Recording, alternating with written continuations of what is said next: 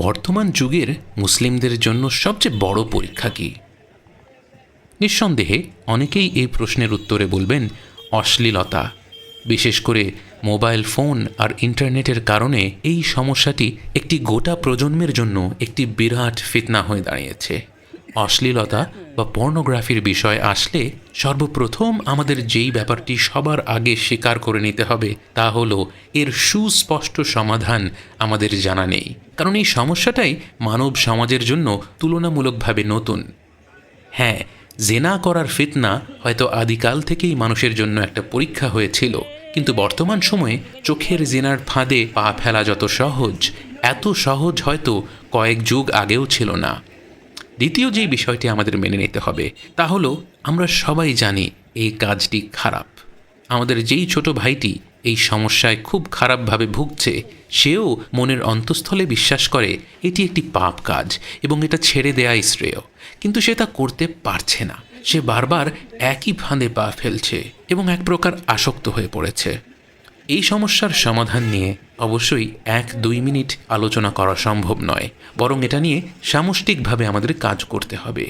কিন্তু আজকের এই ছোট্ট রিমাইন্ডারে আমরা একটা পরামর্শ দেব যা আমাদের ছোট ভাই বোনেরা এখন থেকেই কাজে লাগাতে পারে। দেখুন, আপনার মূল সমস্যাটাই হলো আপনি যেই মুহূর্তে এই পাপ কাজের প্রতি দুর্বল হয়ে পড়েন, সেই মুহূর্তে আপনার আর নিজের ওপর নিয়ন্ত্রণ নেই। আপনি জানেন কাজটি খারাপ, কিন্তু সেই মুহূর্তে কোনো কারণে আপনি নিজেকে আর নিয়ন্ত্রণ করতে পারছেন না। কিন্তু সেই পাপ কাজে লিপ্ত হওয়ার পর আবার আপনার নিজের ওপর নিয়ন্ত্রণ আসে। আপনার মনে অপরাধবোধ জেগে ওঠে। আপনি উপলব্ধি করেন আপনি আল্লাহকে অসন্তুষ্ট করেছেন। এই মুহূর্তে আপনাকে শয়তান আর আপনার নফস মিলে আপনাকে আবারও ধোঁকা দেবে। আপনাকে আপনার এই অপরাধ বোধ থেকে অন্য কোনো দিকে নিয়ে যাওয়ার চেষ্টা করবে। কিন্তু এখন পরিস্থিতি আপনার নিয়ন্ত্রণে। আপনি বুঝতে পারছেন আপনি ভুল করে ফেলেছেন, এবং আদম সন্তান যখন ভুল করে তখন সে তার বাবা আদম আলাইহিস সালামের কাছ থেকেই শিক্ষা নেয়। সেই মুহূর্তে আল্লাহর কাছে তওবা করুন। পবিত্র হওয়ার প্রয়োজন হলে পবিত্র হয়ে 2 রাকাত নামাজ পড়ে ফেলুন। নামাজে আল্লাহর কাছে মনের অন্তঃস্থল থেকে ক্ষমা চেয়ে নিন। তাঁর কাছে আপনার দুর্বলতার কথা জানিয়ে দিন। আপনি বারবার একই ভুল করছেন, আপনি সেই ভুল থেকে ফিরে আসতে চান, সে কথা আল্লাহকে বলুন।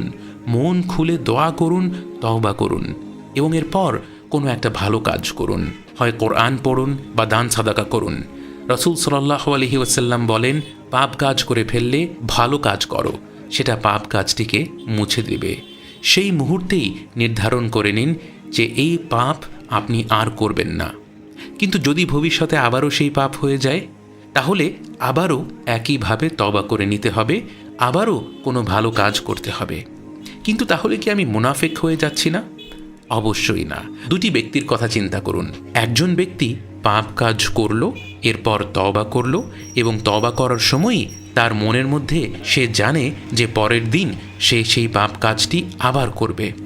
অন্যজন পাপ কাজ করলো, তওবা করলো, এবং তওবা করার সময় মনের গভীরে সে প্রতিজ্ঞা করেছে যে সে সেই পাপ কাজটি আর কখনো করবে না। কিন্তু এই প্রতিজ্ঞা করা সত্ত্বেও সে কিছুদিন পর আবার দুর্বল হয়ে পড়ল, আবারও পাপ কাজটি করে ফেলল।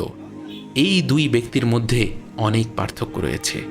আপনার তওবা কি কবুল হচ্ছে কি না তা নির্ভর করবে আপনার মনের ভেতরে সেই পাপ কাজে ফিরে না যাওয়ার প্রতিজ্ঞাটা কতটুকু মজবুত, কতটা আন্তরিকতাপূর্ণ। অশ্লীলতার সমস্যা এই প্রজন্মের সবচেয়ে বড় সমস্যা। যারা এই ভিডিওটি শুনছেন, ভেবে দেখুন আপনি শেষ কবে বা কখন এই পাপ কাজ করে ফেলেছিলেন, এবং সেই পাপ কাজ করার পর আপনার কি মনে হয়েছে আল্লাহ আপনাকে পরিত্যাগ করেছেন, যে তিনি আপনাকে ফিরে আসার আহ্বান জানাচ্ছেন না, যে তিনি চান না আপনি জান্নাতে প্রবেশ করুন? যদি তাই সত্য হতো, তাহলে আমার প্রিয় ভাই, এই ভিডিওটি আপনার কাছে কার হুকুমে পৌঁছালো, আর আপনি বা কাকে পাবার আশায় মন দিয়ে এসব কথা শুনলেন?